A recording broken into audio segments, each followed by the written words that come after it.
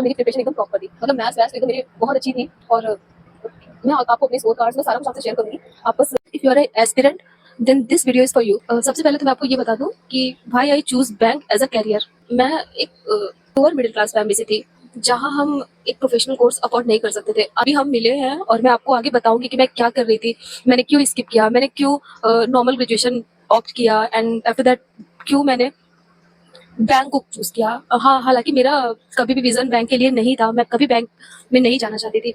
और आज मुझे मेरे डिसीजन पे प्राउड होता है कि आई चूज बैंक। अगर आप अंडर ग्रेजुएट हो या आप ग्रेजुएशन कर चुके हो या आप प्राइवेट जॉब में हो और आप सोच रहे हो कि गवर्नमेंट एग्जाम की तैयारी करें तो बैंक इज बेस्ट ऑप्शन। और आज नहीं तो कल आपको इस बात पे प्राउड होगा कि आपने बैंक को प्रायोरिटी दी, आपने बैंक को एज अ कैरियर चुना। मैं ऐसा क्यों कह रही हूँ, मैं आपको इसके सेवरल रीजंस भी बताऊंगी। 21 साल में ही मैंने बैंक एग्जाम्स मेरे क्रैक होने लगे थे, है ना, और एग्जाम बैंक के क्रैक किए। और मैंने एसएससी में मैंने सिलेक्शन लिया और मैंने जॉब क्विट किया। मैंने प्रिपरेशन स्टार्ट की थी, तो मेरा ग्रेजुएशन फाइनल ईयर था।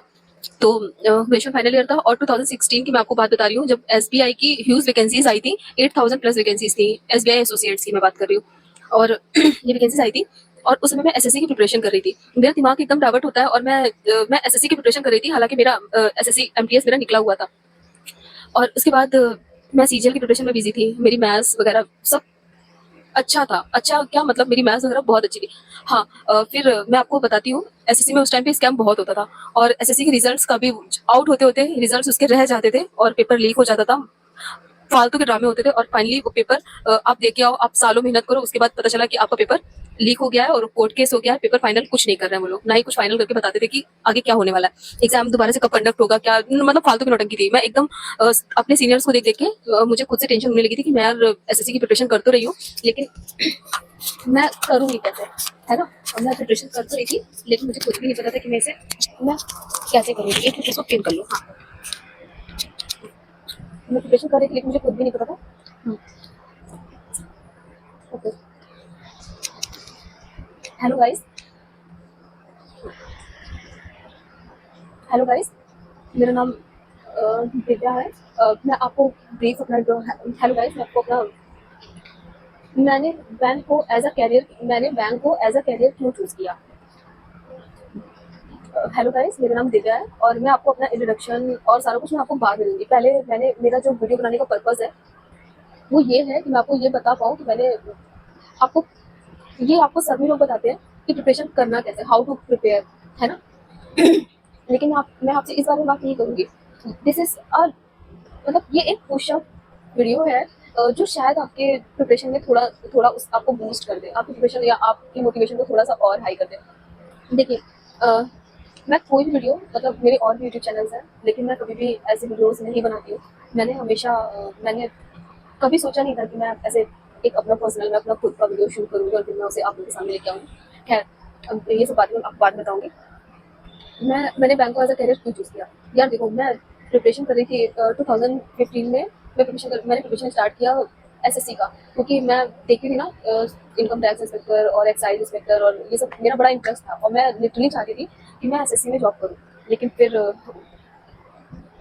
2016 आता है और 2016 में एसबीआई, जब मेरी प्रिपरेशन एकदम टॉप पर थी। हालांकि जब 2016 मेरा ग्रेजुएशन फाइनल ईयर था और मेरी प्रिपरेशन एकदम टॉप पर थी, मतलब मैथ्स वैथ्स तो एकदम मेरी बहुत अच्छी थी।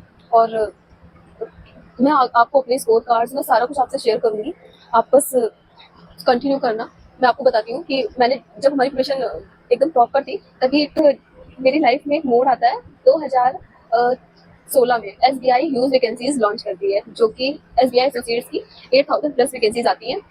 जिसके बाद मेरा दिमाग एकदम डाइवर्ट हो गया। अब मुझे समझ नहीं आ रहा कि मैं एसबीआई मतलब मैं बैंक की प्रिपरेशन करूँ कि मैं जो एसएससी की कर रही हूँ, जिसका कोई और है ना छोर है। आज पेपर आउट हुआ, कल पेपर आउट हुआ, एग्जाम हम दे के आते हैं लेकिन कुछ फाइनल नहीं होता है, एग्जाम लीक हो जाता है, कोर्ट केस हो जाता है, दुनिया भर की नौटंकी। और अपने सीनियर्स को देख देख के एकदम वैसे ही लगने लगा था कि कुछ हो भी पाएगा कि नहीं। खैर, उसके बाद मैं अपने एक फ्रेंड को कॉल करती हूँ और उससे वो बैंक की प्रिपरेशन कर रहा था। मैं उससे डिस्कशन करती हूँ कि यार देखो क्या करूँ, मुझे समझ नहीं आ रहा। उसने मुझे बोला यार कोचिंग आके मिल।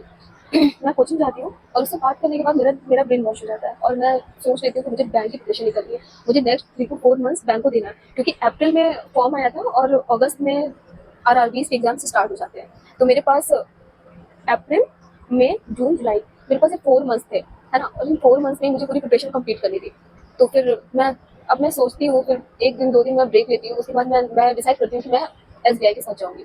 फाइनली मुझे बैंक का तो कुछ भी नहीं आता, और आप लोग प्रिपरेशन कर रहे हैं, आप लोगों को पता होगा बैंक की रीजनिंग एकदम अलग है। SSC की रीजनिंग और बैंक की रीजनिंग में जमीन आसमान का फर्क है। हाँ, मैथ्स तो समाओ आप निपटा लोगे, लेकिन रीजनिंग के साथ खेल हो जाएगा, आप रीजनिंग के साथ नहीं कर सकते। और उस टाइम अब तो सारी चीजें इतनी आगे बढ़ चुकी हैं, अब तो सारा कुछ इतना आप यूट्यूब है, आपके पास सोशल मीडिया है, आपके पास मतलब सब कुछ है, पहले इतना नहीं था। खैर, अ, आप फिर मैं जाती हूँ और मैं एक बस बुक खरीदती हूँ। मैं टेस्ट BSc की एक मॉक आती है, मैंने खरीदा और मैंने सेट सॉल्व करना चालू किए, और मैंने एक दिन में 4 सेट प्री के सॉल्व किए, क्योंकि पहला टारगेट था कि pre qualify, any how pre qualify हो जाए एटलीस्ट। और मेरा ग्रेजुएशन हुआ ही था उस टाइम पे, तो मैंने दिया और मेरा मेरा वो क्लियर हो गया। मेरा प्री क्लियर हो गया, उसके बाद मेरे सारे एग्जाम्स बैक टू बैक, मेरे सारे पेपर क्लियर होते रहे। और हाँ, होता क्या था मुझे कुछ समझ में नहीं आता। कहीं .1 से कहीं 1, .1, .2, .3, मतलब बिलो 1 मैं हर बार आउट होती रही। और ये मेरा जो जॉब कर रही हूँ, ये मेरा फर्स्ट अराजी ही था जिसमें मेरा सिलेक्शन होता है, और मैं 1 साल की वेटिंग पे चली जाती हूँ। और खैर, अब फाइनल हो गया है। मतलब मैं आपको ये बताना चाहती हूँ कि आपके पास में कम टाइम है, और आप बैंक एग्जाम पे ब्लाइंडली फेथ कर सकते हो कि आपके साथ कोई जस्टिस नहीं होगा। बैंक एग्जाम एक ऐसा एग्जाम है जो कि पूरा फेयर एग्जाम, मतलब bank IBPS Fairlie exam conduct करवाता है, जिसमें कोई चीटिंग नहीं, कोई धांधली नहीं, और जिसमें ना पेपर आउट होने का डर, ना पेपर लीक होने का डर, ना कोर्ट केस, और कोई ऐसा स्टेट गवर्नमेंट या SSC की तरफ कोई स्कैम नहीं होता।